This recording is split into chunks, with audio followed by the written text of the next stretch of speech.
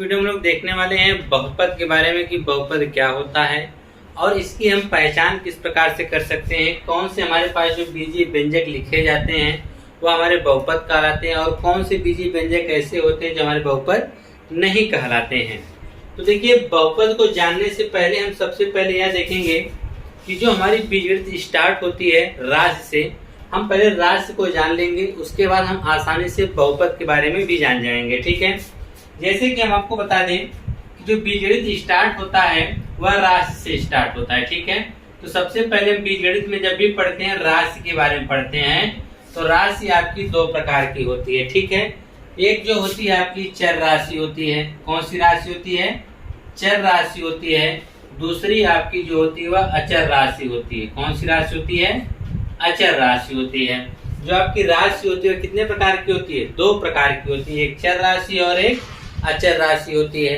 चर राशि का मतलब यह होता है कि वे राशि जिसका मान लगातार बदलता रहे। ठीक है, जिसका मान हम बदल सकें वह हमारे लिए चर राशि कहलाती है।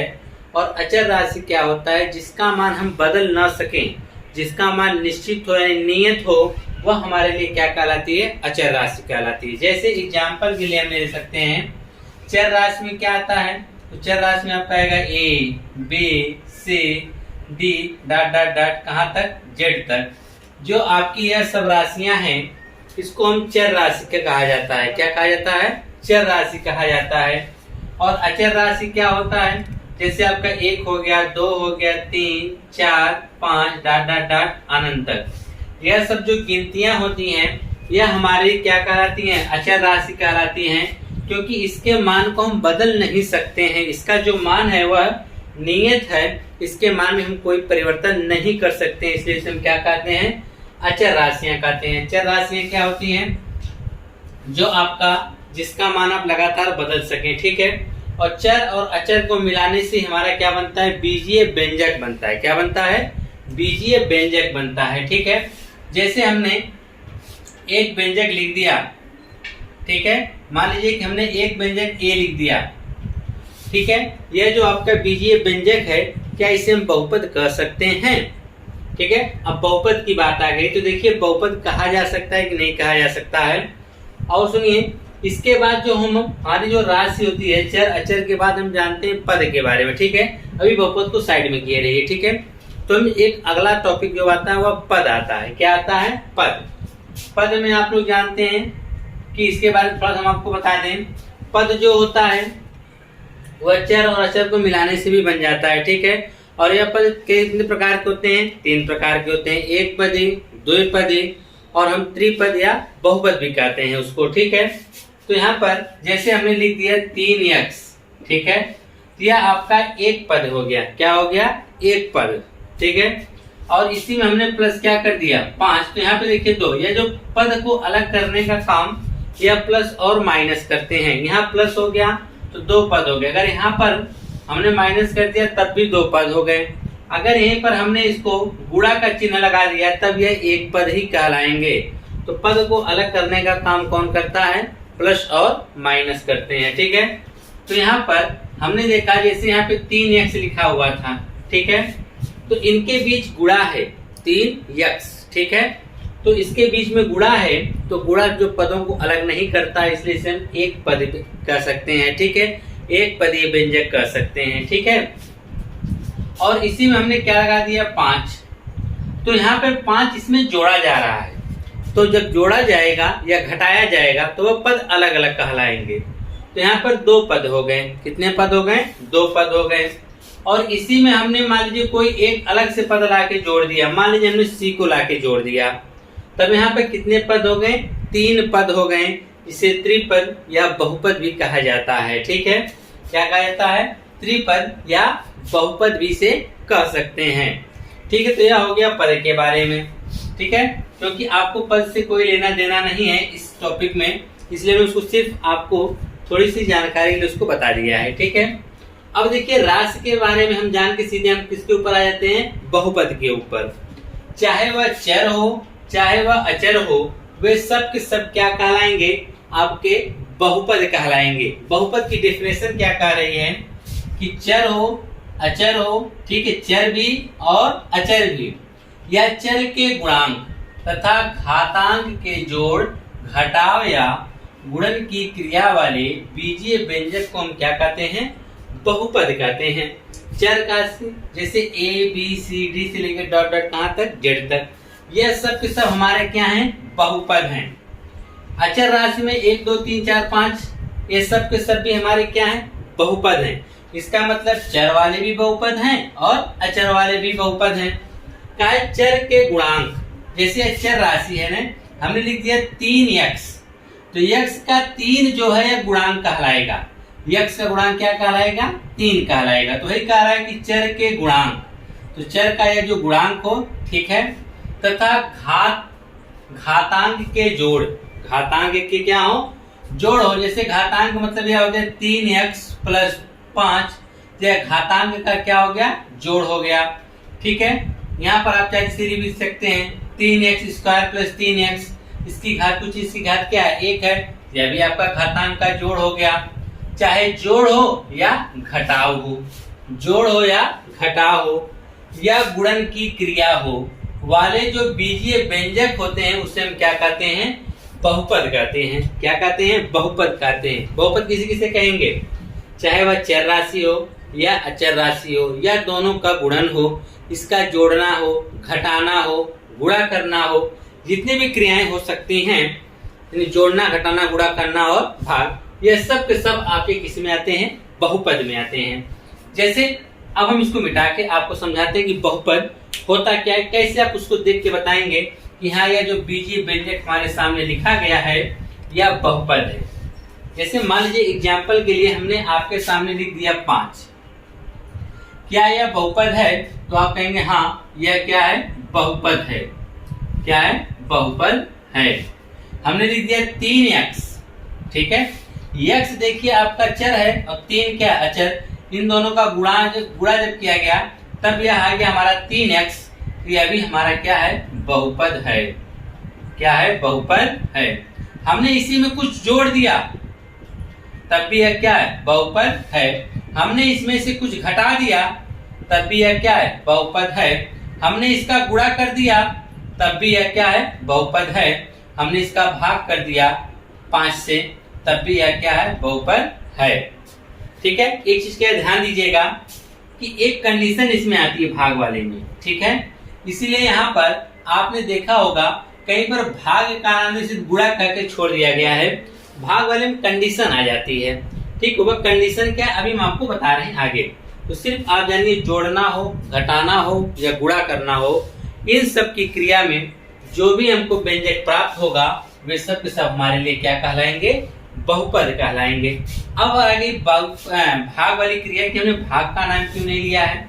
देखिए अगर कुछ चीजें बहुपद होती है तो उसका बहुपद, कुछ ऐसे बीजीय व्यंजक होते हैं जिसका बहुपद नहीं कहा जा सकता उसको। जैसे कि उसकी शर्त होती है कि बहुपद का जो चर राशि है उसका जो घात हो कभी वो माइनस में ना हो। जैसे कि हमने लिख दिया 3x की पावर -1, यह बहुपद नहीं है। यह बहुपद नहीं है।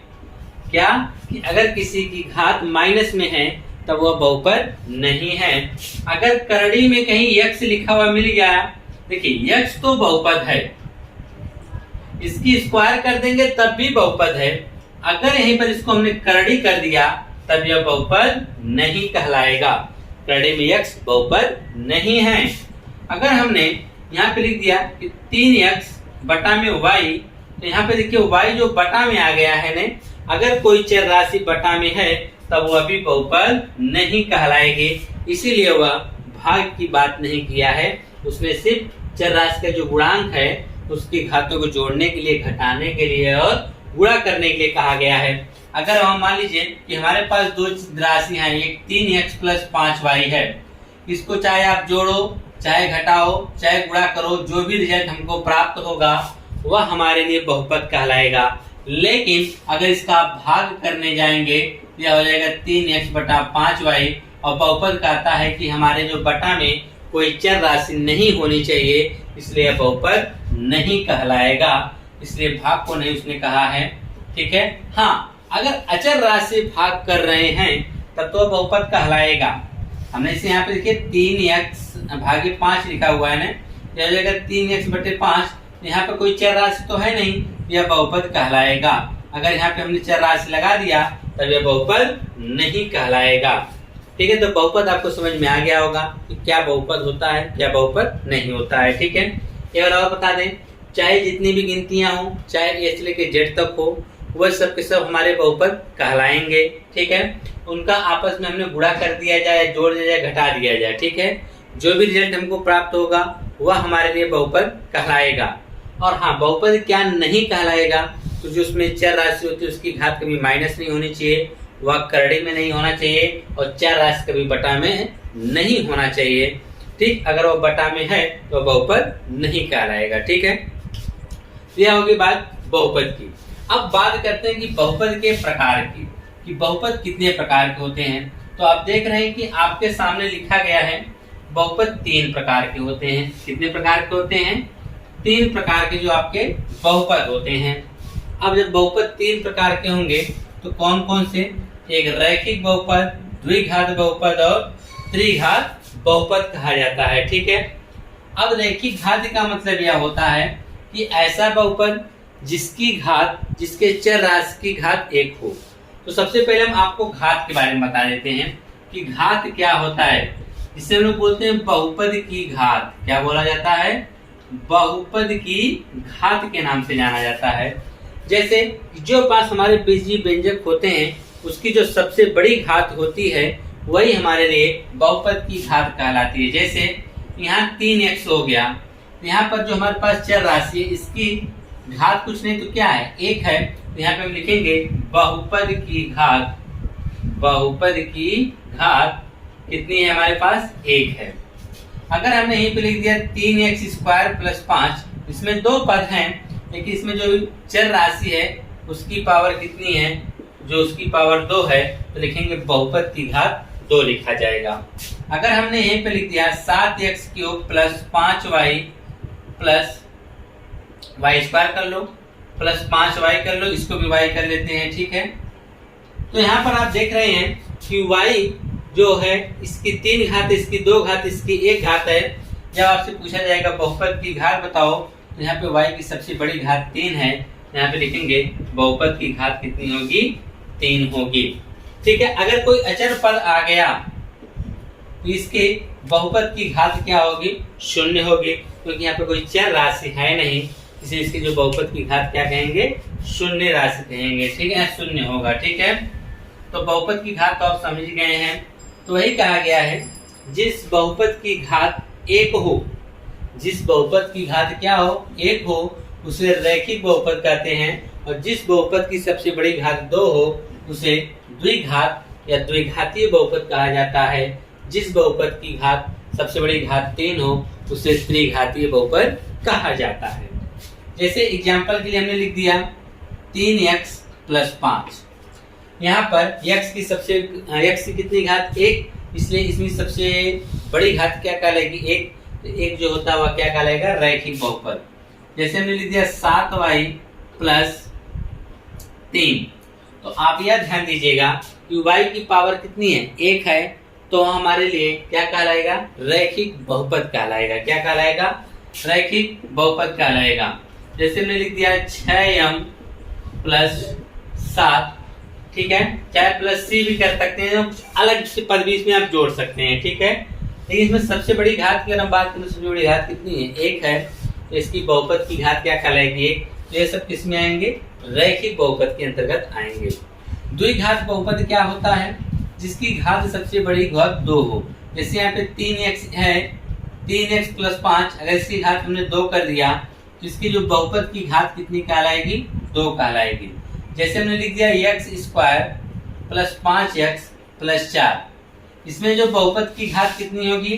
तो x की सबसे बड़ी घात कितनी है? 2, इसलिए बहुपद की घात जब 2 होगी तो यह कैसा बहुपद है? द्विघातीय बहुपद है। कैसा बहुपद है? द्विघातीय बहुपद है।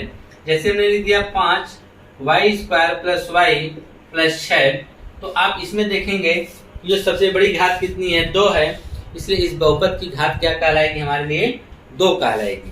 अगर त्रिघात बहुपद की बात करें, इसी की घात अगर हमने बढ़ा के 2 से कितना कर दिया? 3, इसकी जो सबसे बड़ी घात कितनी है? 3 है, इसलिए इसे हम त्रिघातीय बहुपद का नाम देंगे। किसका नाम देंगे?